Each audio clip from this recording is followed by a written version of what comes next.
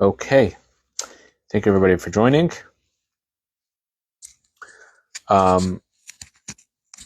Next week there will not be a class. It is going to be the 19th day of Kislev, also known as the Rosh Hashanah of Hasidus, the New Year for study of Hasidic philosophy, and we are going to be having a special farbrengen, a special gathering, a dinner with a guest speaker, Rabbi Yossi Bendit from the Twin Cities is going to be joining us. So therefore, there will not be a class. We will be having instead a farbrengen. Everyone is welcome to join. You can RSVP on our website if you would like to join. Okay, this class, of course, is dedicated to all the Jewish people, especially in the land of Israel, especially those who need rescuing, need healing, need success in their mission. If you'd like to sponsor a class, sponsorship opportunities are available. It helps us continue these classes. Okay, let's get into it. This week's Torah portion of Vayishlach, Jacob has a very famous encounter with his brother Esav. Essentially, Jacob, before he meets Esav, he has a wrestling match with an angel. Our sages tell us this is the angel of Esav, and he basically wins the battle. However, the angel manages to dislocate his hip or injure his hip. And however, Jacob wins and he gets a blessing. He's given the name Yisrael, which means you have overcome an angel, and that is the name of the Jewish people to this day, Israel. And because of that, the Jewish people the Torah tells us that the Jewish people do not eat from the Gid Hanasha, which is the sciatic nerve on an animal. We don't eat that part of the animal in commemoration of this injury that happened to Jacob. Let's go into the let's read inside a little bit of this in Genesis chapter 32. Jacob was left alone, and a man wrestled with him until the break of dawn. When he saw he cannot prevail against him, he touched the socket of Jacob's hip, dislocating it as they wrestled. The man said, "Let us go, for dawn is breaking." But Jacob replied, "I will not go unless you have blessed me." He then asked Jacob, "What is your name?" Which is a kind of a funny question, right? You're wrestling with a guy for the whole night, and then by the way, what's your name, right? Well, if you don't know his name, then why are you why are you fighting with him? That seems pretty random. So he says, "My name is Jacob," and he says, "You shall no longer be called Jacob, but Israel, because you have commanding power with an angel of God and with men, and you have prevailed." Jacob asked, "Now tell me, what is your name?" And he says, "Why do you care what my name is?" Again, very, if you think about it, a little bit amusing. Like, well, what do you care? I was fighting the whole night. You're fighting with me. At least I should know who I'm fighting with. So he says, he blessed Jacob, and Jacob calls the place Peniel, explaining, "I saw an angel's face to face, and my soul was saved." And this now we'll finish off with the last part of this section of this week's Parsha. As the sun rose, Jacob passed Penuel, limping on his thigh. Therefore, the children of Israel may not eat the displaced tendon, which is on the socket of the hip, until this day, for the man had touched the socket of Jacob's hip in the hip sinew. Okay, so it's called the Gid Hanasha in Hebrew, and until this day, Jewish people do not eat that part of the animal. Or any of the parts that touch that part of the animal, because of what happened to Jacob. So, very interesting story.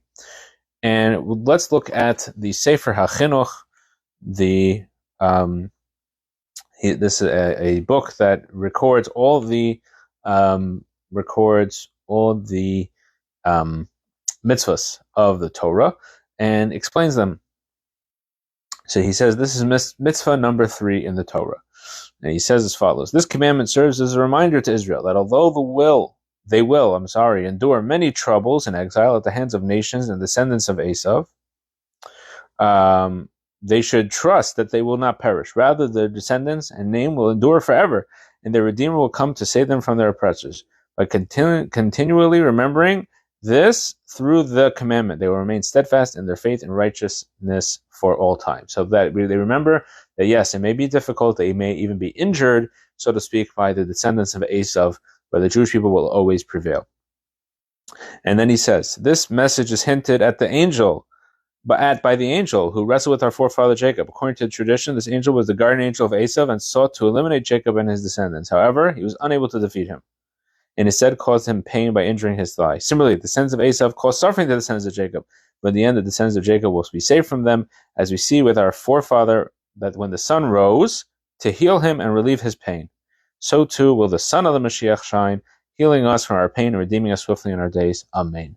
So the Chinuch says that we see the idea that Jacob, the sun that came up and then he leaves the area, shows that the sun actually healed him, and this refers to the sun coming up as the son of the Mashiach to redeem us from Gullus, redeem us from our exile. And we have a similar idea also brought by Nachmanides. By the way, if you want to know more about Nachmanides, you can check out our Tuesday classes, which discuss Jewish personalities. I believe we covered Nachmanides some time ago. You can check it in the YouTube or Instagram or Facebook archive. Okay. So Nachmanides says he saw that his angels, mighty in strength, cannot prevail against him, and therefore the angel could not harm him. He was only permitted to injure him by dislocating his hip. As it says in Bereshis Rabbah, this is the Medrash, that this strike touched all the righteous who were destined to descend from him, that is, the generation of persecution. That the meaning is that in this event, that this event is an allusion to future generations, in which the descendants of Jacob will suffer from Esav's descendants until it will seem as though they will be completely destroyed. This occurred in a generation of sages, like the generation of Rabbi Yehuda ben Bava and his colleagues. That was the Rabbi Yehuda ben Bava and his colleagues. That's referring to the 10 martyrs, 10 great rabbis who were murdered by the Roman government, who are descendants of Esav. As it says in the Medrash, again, Rabbi Chia bar Abba says, if a person were to ask me to give my life for sanctification of God's name, I will give it, provided that they kill me immediately. But in a generation of persecution, I could not bear it. In a generation of persecution, what would they do? They would bring iron spikes, heat them in fire, and place them under the skins of the people, causing them to die from them.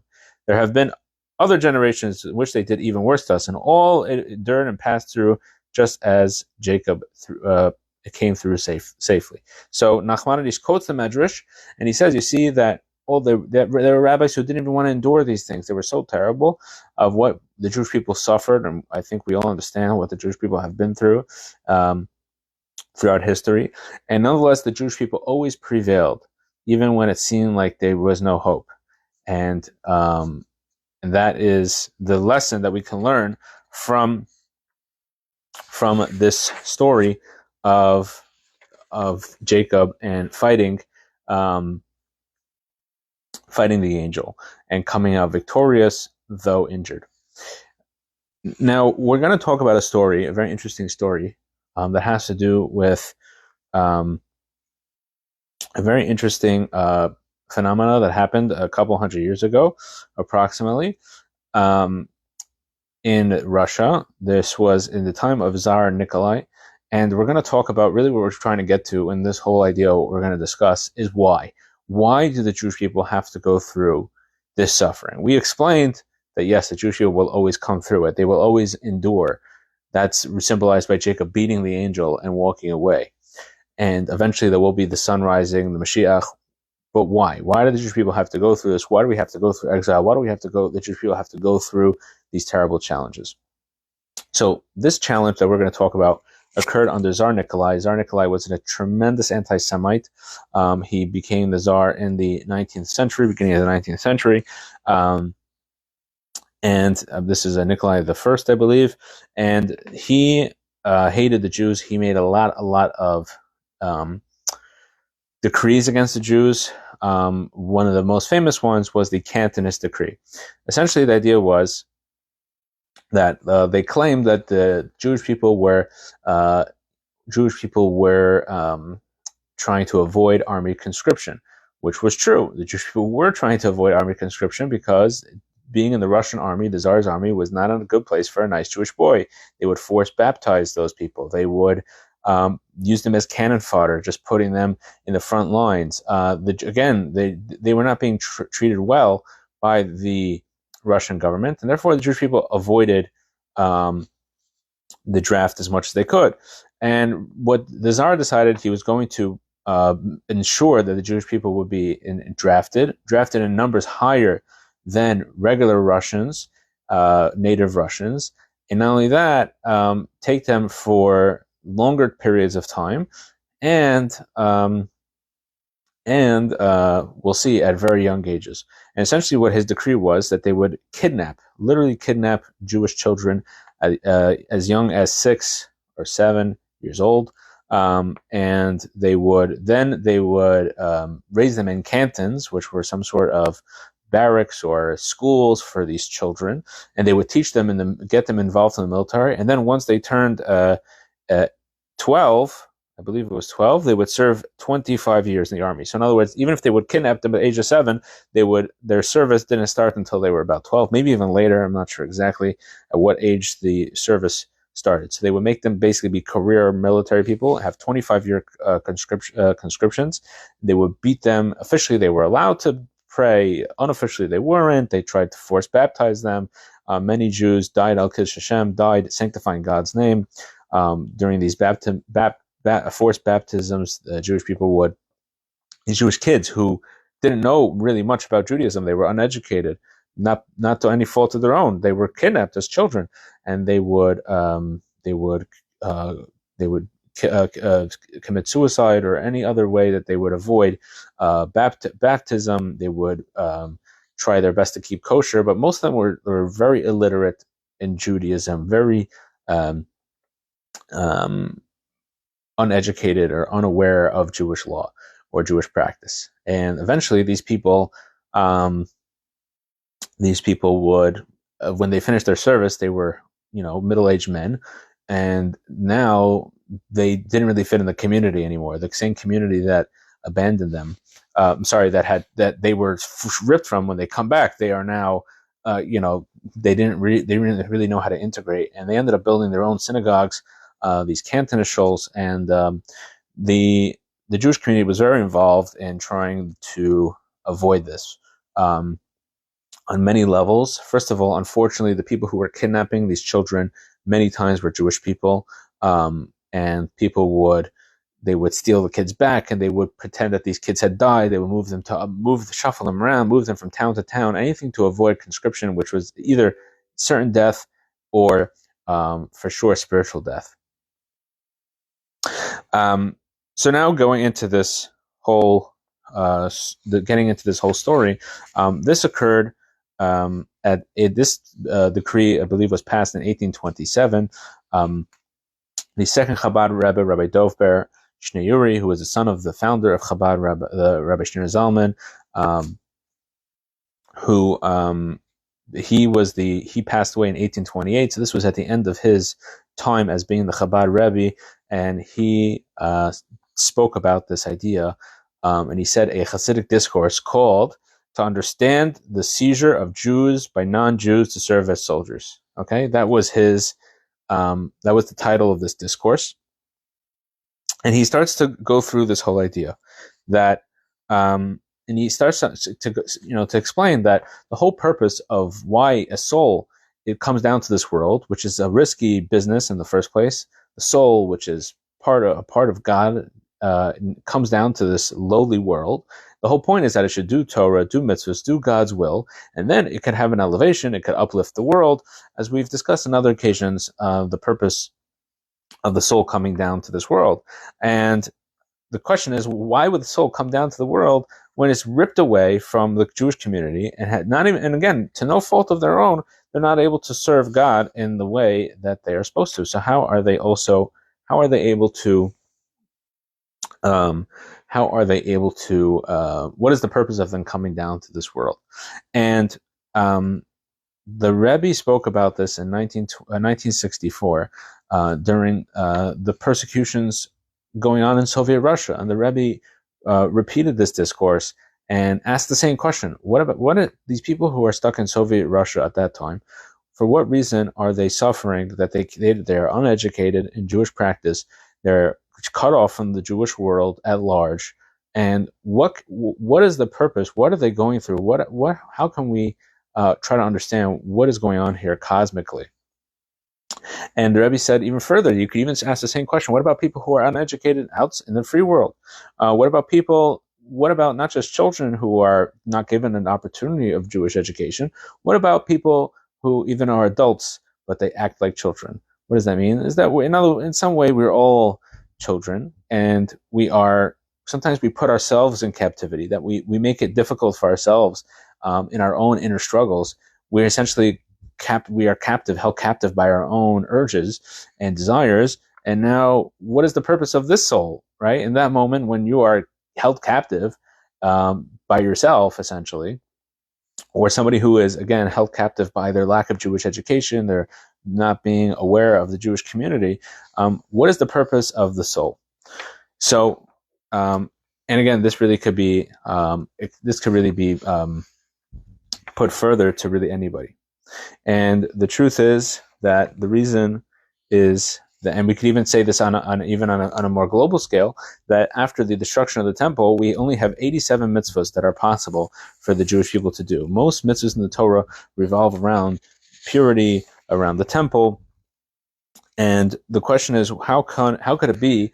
What is the purpose of the world when most of the mitzvahs, this is God's will, most of the mitzvahs cannot be fulfilled today? So you can really ask this question on many different levels. Oops, sorry, just dropping papers over here. Apologize. Okay. So the answer is that sometimes we find that when somebody the Satan, the prosecuting angel, comes to the God and he says, the Jewish people, they're only doing mitzvahs because they're a group in the community and this is what they know. And God says, I want to show you something. I'm going to take people. I'm going to take them away from the community. Not at an age when they're older, not when they have their own convictions. I'm going to take them away as children. And I'm going to only give them a few opportunities in their life. I'm only going to give them a few opportunities in their life to do a mitzvah that they're not going to know much about. A mitzvah that they might not even know how to do properly. And we're going to see how they do it. And we see, on the contrary, those people, those children, those Cantonists, ended up being some of the most passionate Jews. They were uneducated. Some of them were uncultured. Some of them didn't even know how to read Hebrew.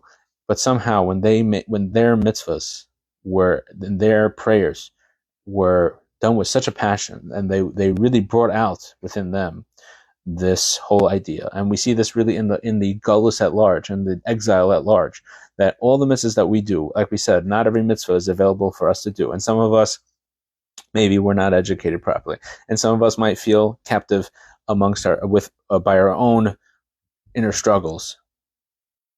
But when we do a mitzvah, we do it properly. We do it the best way we can. We do it with the best of our ability. And we do it with a passion. We do it because the only reason we do it is because God said. We can no longer say in our times, under our circumstances, we cannot say, we're doing it because we're part of the community. Again, on a global scale, we can't say that we're doing it because we're under Jewish rule in the land of Israel. It doesn't exist today. We can't do it because we see revelation.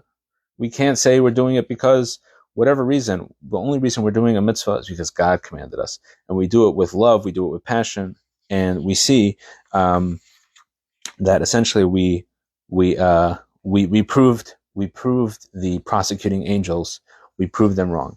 And in 1964, as I mentioned, the Rebbe spoke about this idea, and he took it a step further, that seemingly that this is not a punishment.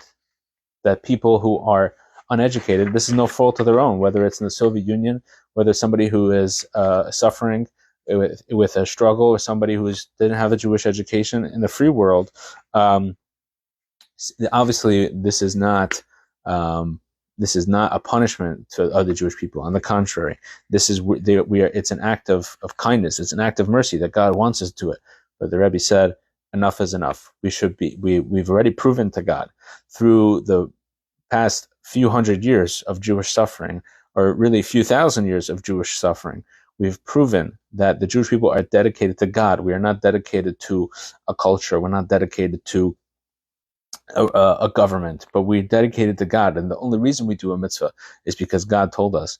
And therefore, it is time for the suffering to end. It is time for the struggle between Jacob and this angel. Enough is enough. It's now time for the sun to rise, and with the coming of Mashiach speedily in our days. Thank you everyone for joining. Have a good Shabbos. We will not see you next week. Next week there is no class. Instead, we're going to have a special program for bring-in dinner. Everyone is welcome to join. You can RSVP on our website, and we will see you in a couple weeks, God willing. Maybe after that is Hanukkah.